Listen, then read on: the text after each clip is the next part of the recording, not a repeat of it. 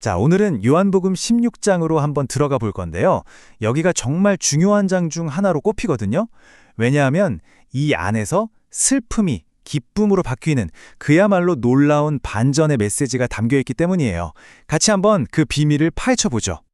깊은 슬픔을 어떻게 하면 흔들리지 않는 힘으로 바꿀 수 있을까? 이거 그냥 옛날 이야기가 아니잖아요. 사실 우리 모두가 살면서 한 번쯤은 던져보는 질문일 거예요. 오늘 우리가 살펴볼 요한복음 16장이 바로 이 질문에 대한 아주 중요한 실마리를 던져줍니다. 자, 그런데 이야기의 시작은요, 분위기가 꽤 무겁습니다. 예수님이 이제 곧 제자들을 떠나야 하는 상황이거든요. 그래서 남겨질 제자들이 앞으로 마주하게 될 그 혹독한 현실에 대해서 경고를 시작하십니다. 이게 그냥 조심해라 정도의 경고가 아니었어요. 사람들이 너희를 회당에서 쫓아낼 거다, 심지어 너희를 죽이면서 이게 하나님을 섬기는 일이라고 생각할 때가 올 거다. 와, 이건 정말 제자들의 세상이 통째로 뒤집힐 거라는 아주 뼈아픈 예고였던 거죠. 그러니까 제자들이 마주할 위협이 두 가지였던 거예요. 첫 번째는 종교적, 사회적인 추방. 이걸 헤렘이라고 하는데요. 이게 그냥 너 우리랑 어울리지 마. 이 정도가 아니라 유대 공동체에서 완전히 잘려나가는 거의 사회적인 사형 선고나 다름없는 거였어요. 그리고 두 번째 위협은요. 진짜로 목숨이 위험해진다는 겁니다. 더 무서운 건 뭐냐면 제자들을 죽이는 사람들이 나는 지금 하나님을 위해 옳은 일을 하고 있어 라고 진심으로 믿을 거라는 거죠. 정말 끔찍한 예고 아니겠어요? 아니 근데 왜 이렇게까지 극심한 증오를 받게 되는 걸까요? 예수님은 그 원인이 단순한 악의가 아니라고 말씀하세요. 바로 무지 때문이라는 겁니다. 그들이 아버지와 나를 알지 못하기 때문이다.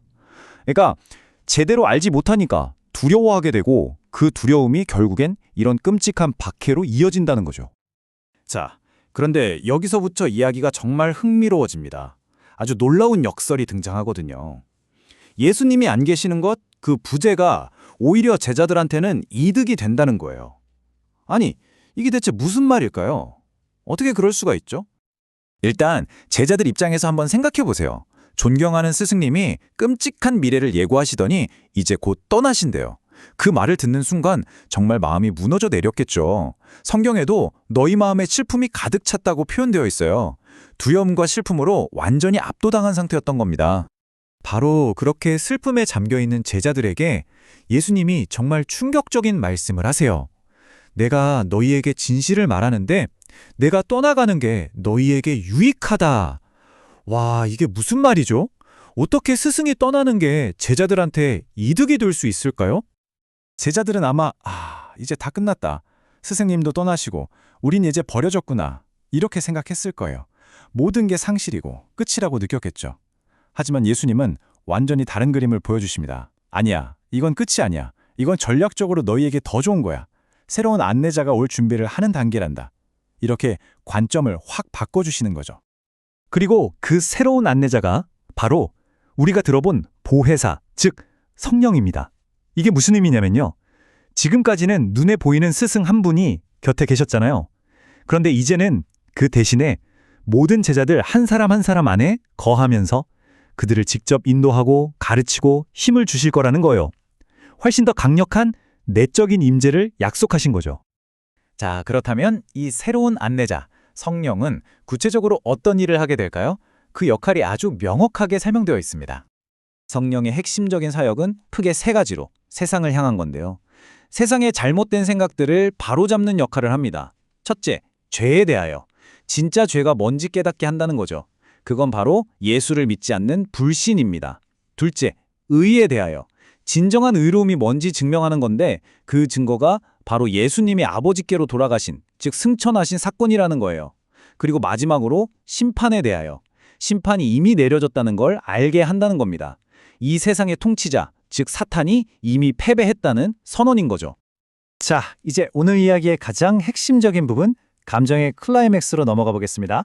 바로 슬픔이 기쁨으로 바뀌는 그 놀라운 여정, 그 자체에 한번 집중해 보시죠. 제자들은 예수님의 말씀이 너무 헷갈렸어요. 아니, 조금 있으면 못 본다고 하셨다가 또 조금 있으면 다시 본다고 하시는데 이게 대체 무슨 뜻이지? 하면서 자기들끼리 수군거렸죠. 정말 수수께끼 같은 말이었을 겁니다. 이 수수께끼의 답은 시간의 흐름 속에 숨어 있었습니다. 조금 있으면 너희가 나를 보지 못한다는 건 예수님의 죽음과 부활 사이에 아주 짧은 기간을 말하는 거고요. 또 조금 있으면 나를 본다는 건 죽음에서 일어나신 후에 제자들에게 다시 나타나시는 걸 의미했죠. 그리고 내가 아버지께로 간다는 건 최종적인 승천을 뜻하는 거였어요. 그러니까 이 모든 건 아주 짧은 슬픔의 시간이 지나면 영원한 기쁨의 만남이 기다리고 있다는 약속이었던 겁니다. 그리고 예수님은 제자들이 겪게 될 감정의 롤러코스터를 정확히 예언하세요.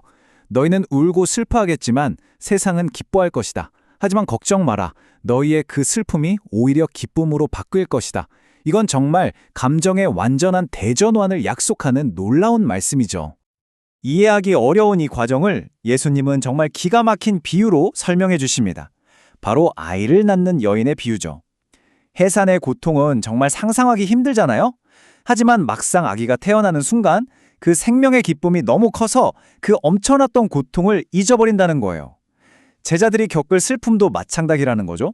부활이라는 새로운 생명이 탄생하는 기쁨은 그 이전에 겪었던 모든 고통과는 비교도 안 될 만큼 클 것이라는 의미입니다.